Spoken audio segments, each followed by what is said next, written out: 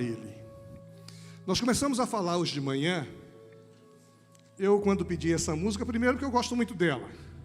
Segundo, porque eu pensava que hoje eu ia falar sobre a experiência do homem na fornalha. Porque estava na programação pregar hoje em Daniel, capítulo 3. Eu pregaria Daniel capítulo 1 de manhã, capítulo 3 de noite. E de noite é aquela experiência que os amigos de Daniel são jogados na fornalha para serem queimados. Mas o sermão da manhã estava tão bom e eu não quis correr, eu deixei para concluir agora à noite. Então, domingo que vem, vamos cantar de novo essa música, né? Não sei nem qual é a banda do próximo domingo. Vamos cantar de novo, de manhã e de noite, essa música, porque tem tudo a ver com o que nós vamos estudar semana que vem. Hoje nós estamos vendo aquela experiência que o rei Nabucodonosor teve sonhos perturbadores. Algumas pessoas têm sonhos perturbadores. De vez em quando eu atendo alguém no gabinete que diz assim: pastor, eu tenho sonhado e tem sido sonhos repetidos e perturbadores. E existe sim toda uma teologia do sonho. E a gente então tem trabalhado isso e tem sido muito bom. Mas quando a gente está pensando exatamente nessa série de mensagens, como a gente pode permanecer firme em um mundo hostil? E a hostilidade desse mundo não são todos que percebem. O objetivo de Satanás é afastar a gente de levar Deus a sério. O objetivo de Satanás é nos distrair. Se você estiver na igreja, mas não estiver levando Deus a sério, o inimigo de nossas almas está aplaudindo. Se você não leva a sua vida devocional a sério, você está fazendo o jogo do inimigo. Se você não adora a Deus, se você não ora ao Senhor, se você não exercita a sua fé, o inimigo está feliz da vida com você. Existe um movimento na sociedade em todo o mundo, não é só no Brasil. No Brasil, na América do Norte, na Europa. Um movimento para desconstruir o cristianismo. Os valores cristãos estão sendo colocados em xeque. A família está sendo desconstruída.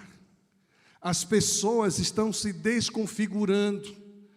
E quando se fala de cristão, há uma pressão contrária a quem se diz cristão, se for cristão verdadeiro, praticante.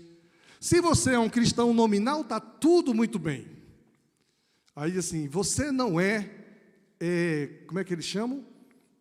Fundamentalista. Fundamentalista. Você vê que mente, né? Está brincando ali, ouvindo tudo. E a palavra difícil como fundamentalista. Pergunte ao seu pai depois, que ele vai explicar para você o que é fundamentalista.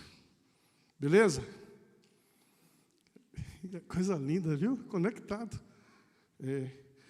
Então, o que acontece? Essa pressão tem causado nos cristãos verdadeiros um desconforto. Nós ficamos assim, desacorçoados. E aí estão tirando a imagem de Jesus das escolas, das prefeituras, dos tribunais.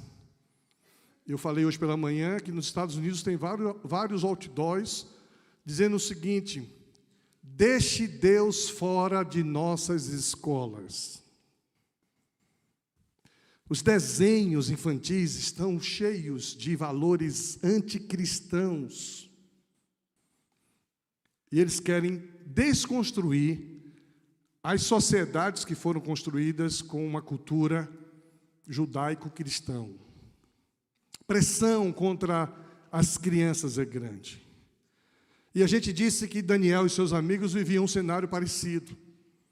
Daniel e seus amigos saíram de Jerusalém, foram levados para conviver na Babilônia, e nós falávamos hoje pela manhã que nós também saímos de uma sociedade judaico-cristã para vivermos de uma sociedade secularizada, uma sociedade materialista, racionalista, onde o elemento da fé é algo restrito a você. Não fale, não invada a minha percepção.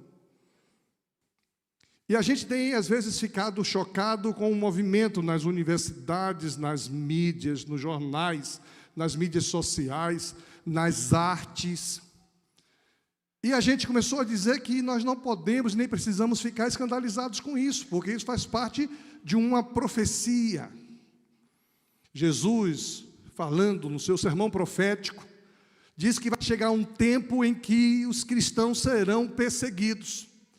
Mas não aquela perseguição de nos matar e nos crucificar, nos queimar. Perseguição naquilo que a gente crê. E nós hoje somos taxados de intolerantes se a gente não pensa igual ao que os outros pensam. Então essa série de mensagens é para nos desafiar a permanecermos firmes em um mundo hostil. Primeira coisa que a gente viu a semana passada é sobre assumir a nossa identidade. Porque a tendência do inimigo é mudar a nossa identidade. Você não é o que você é o que você quiser. Mais do que isso, você é aquilo que o povo diz que você é. Então você hoje é o que o povo está dizendo, e lá fora a pressão é que eu deixe de crer que eu sou um homem, que você deixe de crer que você é uma mulher, que você pode ser o que você quiser. E isso causa nas pessoas muita tristeza, porque tem uma crise existencial estabelecida. Então a gente viu, domingo passado, que a gente precisa assumir aquilo que nós somos. Hoje pela manhã, começamos a falar exatamente de alguns recursos que precisam ser acessados. Nós não estamos sós nesse mundo, Deus está conosco. Deus sabia que a situação ia ficar complicada nos fins dos tempos, mas Ele disponibilizou para nós alguns recursos extraordinários, e no capítulo 2 de Daniel, nós fomos identificando alguns desses recursos. Daniel começa falando de que Nabucodonosor tinha sonhos perturbadores. Ele então chama os magos, os filósofos, os sábios, para dizerem qual foi o sonho que ele teve e qual a interpretação do sonho. E se você ler com carinho os primeiros versículos, você vai perceber que os sábios queriam que ele contasse o sonho. Me diga o que o Senhor sonhou, disse os sábios, os astrólogos, para o rei. E o rei já sabia que muita coisa nesse contexto é mentira, é criação. Aí disse o seguinte: não, eu não vou dizer o que eu sonhei. Se vocês têm algum poder, revelem o que eu sonhei e me dê a interpretação. Aí eles disseram: mas isso é impossível. Nenhum Deus pode fazer isso, ninguém pode fazer isso. Até mesmo porque os deuses não habitam no homem, não está entre nós. Mas ali tinha um rapaz chamado Daniel. Daniel era servo do Deus vivo. E o rei então fica nervoso e manda matar todos os sábios, os astrólogos, os filósofos. E Daniel, como a gente viu a semana passada, foi promovido para esse grupo, quando ele não se contaminou com o manjar do rei. O rei chamou ele para perto. E de repente vem a ordem de matar todos os sábios, os feiticeiros da tribo do rei lá. E quando Daniel sabe disso, pergunta: mas por que isso? É porque o rei teve um sonho e ele queria que alguém dissesse o sonho e a interpretação. Daniel se encheu de compaixão pelos seus companheiros não cristãos e vai conversar com o rei e diz ao rei: olha, me dá um prazo que eu vou trazer a revelação do sonho e vou trazer a interpretação do sonho. O rei concedeu. E Daniel então volta e começa a orar com os seus colegas Sadraque, Mesaque e Abidnego. E Deus dá a ele a revelação do que foi o sonho. Deus dá a ele a interpretação do sonho, e a vida dos magos, dos feiticeiros foi poupada. E Daniel, então, ocupa um lugar especial agora na corte do rei. Mas nesse capítulo 2 tem algumas ferramentas que precisam serem acessadas. A primeira, é preciso que a gente acesse o recurso da sabedoria. E a gente falou hoje que Daniel foi sábio. Nós falamos hoje que aquele que tem falta de sabedoria, peça a Deus que a todos dá liberalmente. E se você quiser saber um pouco mais do que é o recurso da sabedoria, você assista o sermão da manhã. O segundo recurso disponível é o recurso da solidariedade. Nós não estamos sós, nós não fomos criados para vivermos sozinhos. Não é bom que o homem esteja só. Precisamos estar juntos. Achei tão bonito hoje, uma vizinha da Dalila me manda uma mensagem: pastor, estou preocupada, Dalila não responde minhas mensagens, estava tudo fechado aqui do lado da casa dela desde ontem. Eu achei legal aquela postura da sua vizinha, essa solidariedade, se importar com o próximo, se importar com o outro. E nós vimos hoje pela manhã que Daniel tinha solidariedade com os que eram de diferente da sua crença. Ele foi solidário com os feiticeiros, com os astrólogos, com os adivinhos, e ele poupou a vida dessa turma, e ele foi solidário com os seus amigos, e os seus amigos foram solidários com ele quando oraram por ele. Esse princípio da solidariedade está à nossa disposição. Por isso que é bom estarmos em igreja, em família, estarmos juntos. Terceiro princípio que esse texto traz para a gente é o princípio de amigos verdadeiros. Esse é um recurso extraordinário que está à nossa disposição. O versículo 17 diz: em seguida Daniel voltou para casa, contou a seus amigos Ananias, Misael e Azarias o que havia acontecido. Daniel não cuida apenas de si mesmo. Ele tenta ajudar os sábios. Ele tenta ajudar os seus companheiros. Interessante que ele não chamou os sábios e os astrólogos, não contou, mas ele contou aqueles amigos que são próximos. Esses amigos que a semana que vem serão jogados na fornalha de fogo ardente. Mas esses amigos, ao ouvir esse desafio, eles oraram juntos. É tão bom saber que existem pessoas orando por nós. É muito bom saber que a gente pode contar com amigos de verdade. E amigo de verdade não é aquele que diz o que a gente quer ouvir. Amigo de verdade é aquele que diz o que a gente precisa ouvir. Mas sem grosseria, né? Tem alguns amigos de verdade que são muito grossos, arrogantes. Eu já te falei, vou falar de novo. Calma, fala com amor. Fala com amor, ó fulana, eu te quero tão bem. Mas olha, de novo vou te dizer, cuidado com essa direção, cuidado com esse caminho. Isso vai dar zebra, vai ser difícil. Nós precisamos contar com amigos de verdade e a gente tem que ter discernimento para saber quem de fato são nossos amigos. Tem muita gente que parece nossos amigos, mas não são. Esse recurso de discernir quem de fato é amigo de verdade. Eu gosto muito do tema amizade. Quando eu era jovem, eu deixei de ser jovem semana passada.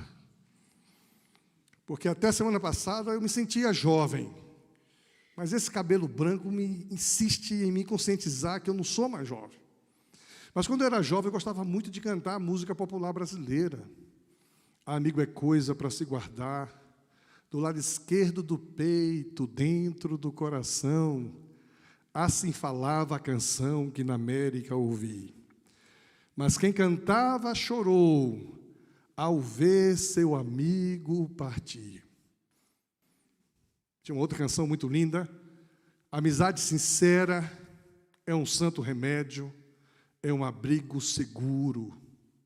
É natural da amizade o abraço, o aperto de mão, o sorriso. Por isso, se for preciso, conte comigo, amigo, disponha. E eu cantava isso, gente, dedilhando. Eu já toquei violão na vida. Parabéns. Vou voltar a tocar. Vou trazer meu violão para o gabinete e vou começar a ensaiar. O meu sonho um dia é pregando aqui, pegar o violão e cantar uma música. Mas ali eu era jovem, cara. Agora, com 58 anos, é complicado. A minha mente é jovem. Muito obrigado, você vai ser promovido. Esse é o cara. Olha aí, esse é o cara. Mandou aqui? Olha só. Está ligado no sermão, mandou uma mensagem para mim. Você é meu amigo. Se estiver mentindo agora, a casa vai cair. Rapaz, passei a toda tarde.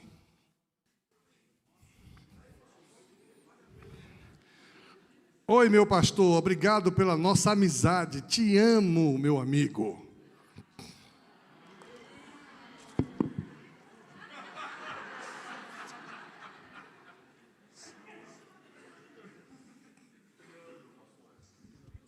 Acho que vai sair churrasco essa semana.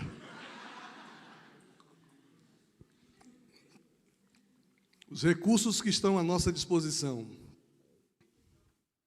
precisamos acessá-los nos momentos difíceis de nossa vida. Primeiro recurso, buscar em Deus sabedoria. Segundo recurso, desfrutar da solidariedade e oferecer solidariedade. Terceiro recurso, cultivar amizades sinceras, verdadeiras, reais. Quarto recurso é o recurso da oração confiante. Não é qualquer oração. É a oração que confia que Deus está ouvindo. É a oração que a gente confia que Deus está dando atenção. Versículo 18 diz assim: pediu que suplicasse ao Deus dos céus que tivesse misericórdia deles e lhes revelasse o segredo para que não fossem mortos com os outros sábios da Babilônia. Daniel está intensa e diretamente envolvido com a oração. Daniel é aquele que orava em todo tempo, em todo lugar, no Espírito. Daniel é aquele que está lavando a louça, está orando. Está no trânsito, está orando. Está atendendo um cliente, está orando. Está apertando o parafuso, está orando. Está fazendo um projeto, está orando. Está direcionando, dirigindo uma reunião, está orando. Mas chega um momento que ele precisa de uma oração diferente. Não é essa oração que segue nosso dia a dia. É uma oração que envolve súplica. Uma oração insistente. Uma oração pontual. Pediu que suplicassem ao Deus dos céus. Ele tem um período de oração com os seus companheiros. Ele até mesmo arrisca a sua vida por causa do seu desejo de buscar a Deus. Nós vamos ver quando ele está orando publicamente, e aí ele é preso e levado para a cova dos leões. Vamos ver isso, porque ele era um homem de oração. E Deus quer que a gente ore, e ore de verdade. Deus quer que a gente apresente a Ele nossos corações e nossa ansiedade. Não andeis ansiosos quanto à vossa vida. Não andeis preocupado. Torne conhecidas diante de Deus pela oração, súplica e ações de graças a sua necessidade. Eu vivo orando, mas tem alguns momentos que eu paro para orar. Eu me desligo de tudo, porque agora é hora de orar. Em alguns momentos circunstanciais, no meio de situações difíceis, eu acesso o recurso da oração confiante e vejo Deus agir, Deus me dando graça, sabedoria, dispensando o seu poder. Que você possa orar confiadamente. Deus está me ouvindo agora. Quinto e último recurso que está disponível para a gente é o recurso da adoração verdadeira. Naquela noite, o segredo foi revelado a Daniel em uma visão. Então Daniel louvou a Deus dos céus. Eu ficava hoje louvando a Deus e vendo o Emerson louvando a Deus aqui. Ele fica para lá e para cá. Depois ele faz assim, ó.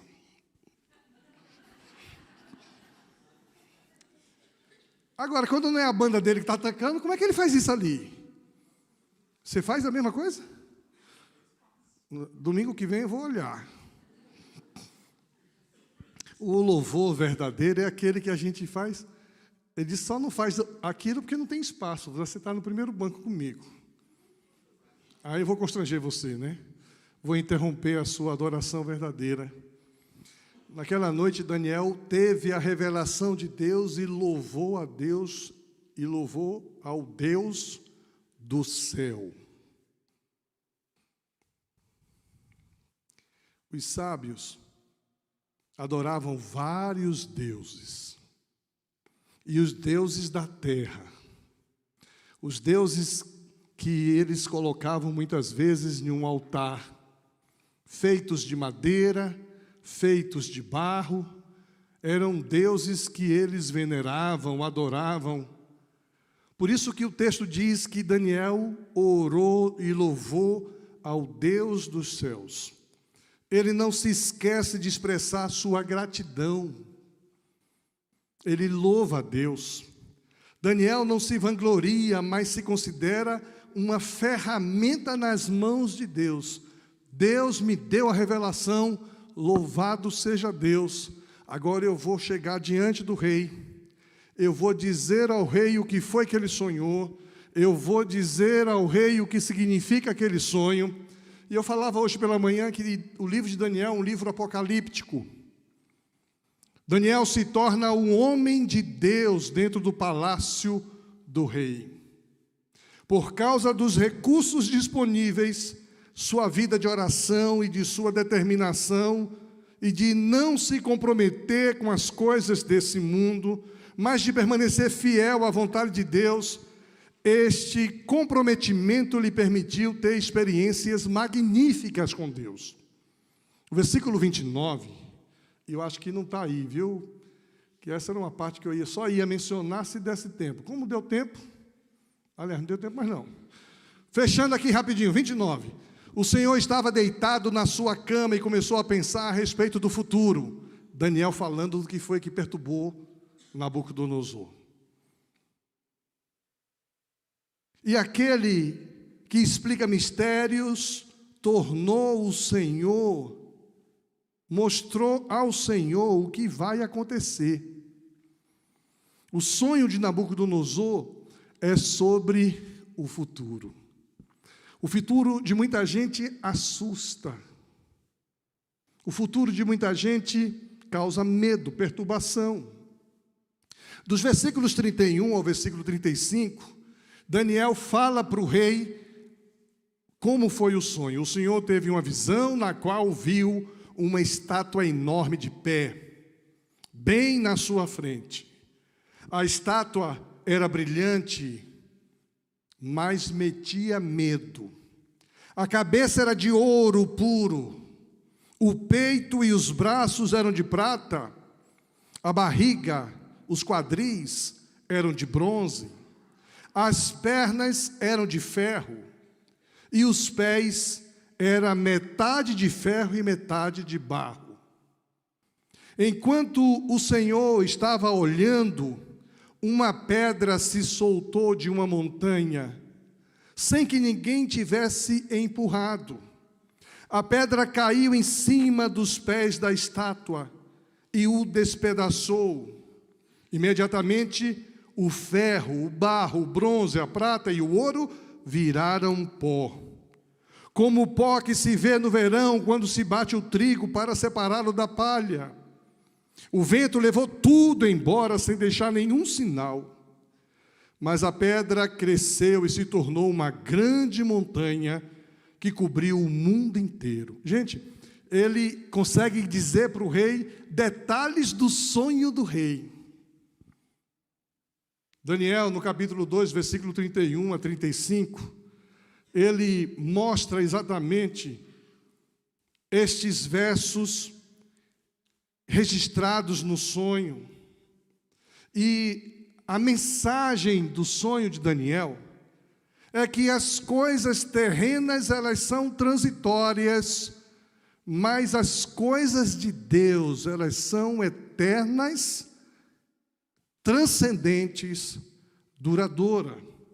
No versículo 36 até o 45, ele traz então a interpretação do sonho. Pastor Valmocir gosta muito de Apocalipse. Não sei se o senhor já tinha a interpretação deste sonho, que está acontecendo no mundo hoje. Foi este o sonho, e agora vou explicá-lo para o Senhor. Ó Rei, o Senhor é o mais poderoso de todos os reis, e foi o Deus do céu que o fez rei. Ele lhe deu poder, autoridade e honra. Ele deu ao Senhor o domínio em todo o mundo sobre os seres humanos, os animais e as aves. O Senhor é a cabeça feita de ouro. Depois do seu reino haverá outro, que não será tão poderoso como o seu. E depois desse reino haverá ainda outro, um reino de bronze, que dominará o mundo inteiro. Depois virá um quarto reino, e este será forte como ferro, que quebra e despedaça tudo. E assim como o ferro quebra tudo, esse reino destruirá completamente todos os outros reinos do mundo. Na estátua que o Senhor viu, os pés e os dedos dos pés eram metade de ferro e metade de barro. Isso quer dizer que esse reino será dividido, mas terá alguma coisa na força do ferro. Pois como o Senhor viu, o ferro estava misturado com barro. Os dedos dos pés eram metade ferro e metade de barro. Isso quer dizer que o reino, por um lado, será forte, mas por outro será fraco. O Senhor, ó Rei, viu que o ferro estava misturado com barro, e isso quer dizer que os reis procurarão unir os seus reinos por meio de casamentos. E a gente viu na história da formação dos reinados na Europa, os casamentos entre famílias reais da Espanha com a França, para fortalecer reinos. Mas como o ferro e o bronze se unem, assim também esses reinos não ficarão unidos. No tempo desses reis, o Deus do céu fará aparecer um reino que nunca será destruído, nem será conquistado por outro reino. Pelo contrário, esse reino acabará com todos os outros e durará para sempre. É isso que quer dizer a pedra que o rei viu soltar-se da montanha sem que ninguém tivesse empurrado, e que despedaçou a estátua feita de ferro, bronze, prata, barro e ouro. O grande Deus está revelando ao Senhor o que vai acontecer no futuro. Foi este o sonho que o Senhor teve, e esta é a explicação certa. Agora, o que tem a ver isso com a gente? Por que o pastor está perdendo tempo lendo tudo isso que a gente podia ler em casa? Tem tudo a ver com a geopolítica que a gente vive hoje. Tem tudo a ver com o que está acontecendo. Esse negócio começou com Nabucodonosor, 4 mil anos atrás. E esse negócio vai terminar com o reino de Deus sobre toda a terra. Os movimentos dos governos, os movimentos das ideologias, os movimentos secularizados sofrerão uma ação de Deus. O sonho descreve a história mundial desde os tempos da Babilônia até o fim do mundo. A imagem constituindo constituída de metais diferentes, representa os reinos e os impérios terrestres. Ouro, Babilônia, 606 a 539 a.C. Prata, Medo-Persa, 539 a 331 a.C. Bronze, a Grécia. Ferro, Roma. Ferro e barro, impérios europeus e ocidentais até 476 a.C. Alguns povos citados no texto não existem mais, outros sofreram mudança de nome. Os alamanos representam hoje a Alemanha, os anglo-saxões a Grã-Bretanha, os bulguríndios a Suíça, os francos a França, Hérulos foram destruídos, os lombardos a Itália, astrogodos destruídos, Selvos, Portugal, vândalos destruídos, visigodos, Espanha. A última parte do sonho que lida com a pedra é descrita com grandes detalhes. Essa declaração é extraordinária. Demonstra que o reino dividido não é mais o império mundial. Ele ainda possui um pouco de dureza de ferro em algumas extensões. Roma continua a viver nas nações subsequentes. Todas estas tentativas para unificar nações têm falhado. A última tentativa nós acompanhamos, que foi a criação da União Europeia. Pessoas da nossa geração viram quando a União Europeia se uniu. E agora a gente começa a ver essa desconstrução. A Inglaterra deixa a União Europeia. Estamos acompanhando a união do Mercosul, dos BRICS, mas nada disso consegue consolidar. Por quê? Porque estamos caminhando para o momento em que o reino de Deus vai chegar.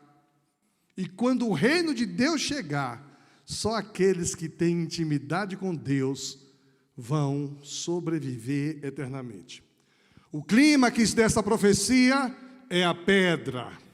No Velho Testamento, a pedra é uma figura para representar Jesus. Tu és Petrus, sobre esta pedra edificarei a minha igreja. Tu és pedrinha, Pedro, mas sobre esta pedra angular, a pedra fundamental, edificarei a minha igreja. Nosso destino depende de como nós nos relacionamos com a pedra angular, que é Jesus. Ele retornará em breve. Jesus vai voltar. A Bíblia diz que ninguém sabe a hora, nem o dia. Nós estamos planejando amanhã, semana que vem. Pode ser que a viagem missionária não aconteça para lá, porque Jesus vai voltar. E quando Jesus voltar, vai levar a sua igreja com ele. Tem um filme muito interessante chamado Deixados para Trás. Eu só não gosto do filme porque naquele filme o pastor fica. Você dá risada, é? O pastor que devia subir primeiro, fica. E tem gente na igreja aqui cantando, um vai e outro fica. É interessante, a roupa fica. Cadê quem estava aqui? Quando o marido é crente, o marido vai, a mulher fica com a roupa. Quando a mulher é crente, ela vai e o marido fica com a roupa. Tem a mão, criança andando de mãos dadas com o pai. A criança vai e ele fica com a roupa. A igreja reunida em adoração, alguns vão, outros não. E lá o pastor fica. Ah, mas é o pastor auxiliar que fica. Você não faz ideia. Gente, isso é complicado. Eu estava pregando na Bahia, centenário de uma igreja, falei esse negócio, contei essa história do filme. Aí eu falei, mas eu vou. Aí falei o nome do pastor titular vai. Falei o nome do presidente da convenção, fulano vai. E tinha um pastor auxiliar. E todo mundo que foi olhando para ele, eu não sabia. Terminou a mensagem, ele pegou o microfone, irmãos, eu também vou, não sou eu que fico.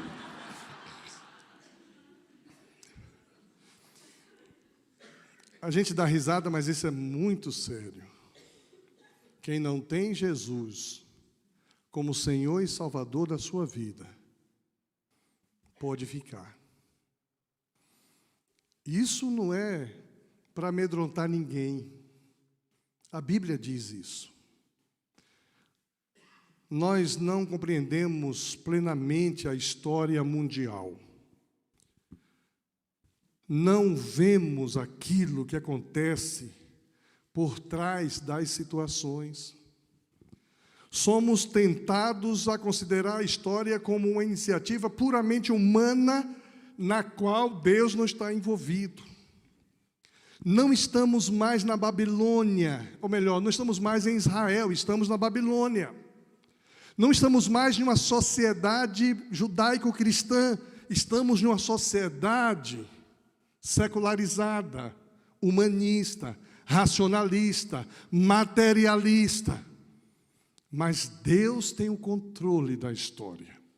Deus não está ausente. A história tem um alvo e está se movendo em direção à segunda vinda de Jesus. O momento em que Jesus vai estabelecer o seu reino. Deus está envolvido na história humana. Embora os humanos tomem suas decisões livremente, Deus ainda segue os seus planos. Deus tem o controle da história. Porque Deus é o Senhor da história, entreguemos nossas vidas a Deus. Minha vida está em tuas mãos, Senhor.